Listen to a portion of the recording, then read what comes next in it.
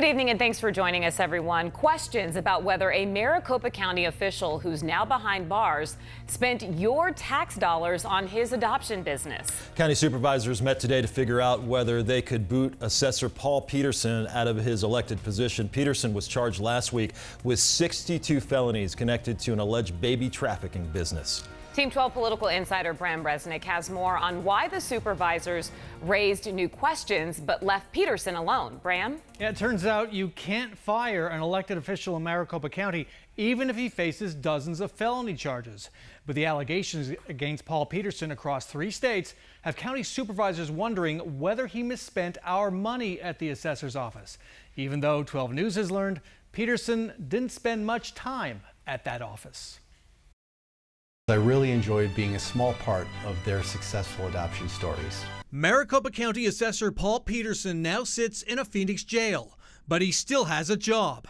He's awaiting transfer to Arkansas to face the first of 62 charges connected to allegations that he ran a baby trafficking business. We'll now go into executive session. When board chairman Bill Gates emerged, Petersen was still the county assessor. We're receiving legal advice on that, and we have additional questions as it relates to that, and we look forward to hearing back from the county attorney soon. Under state law, the process for removing Petersen is cumbersome, but Gates introduced a new question. This is going to be addressing what, if any, public resources were used. Supervisors wondering whether Petersen, an adoption lawyer, mingled county money or resources with his adoption business. County records show Paul Petersen didn't spend much time at his office.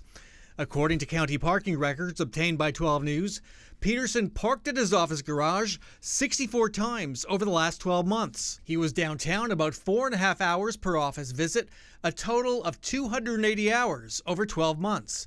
Just doing some math here, the average Arizonan gets 280 hours worth of work done in less than 2 months. At last check, Paul Petersen was being held in federal custody in Phoenix, still collecting his $77,000 a year paycheck.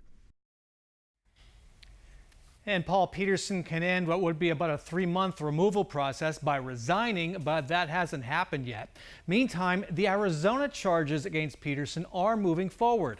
He has a court hearing tomorrow morning in Phoenix on charges of defrauding taxpayers out of $800,000 in Medicaid money.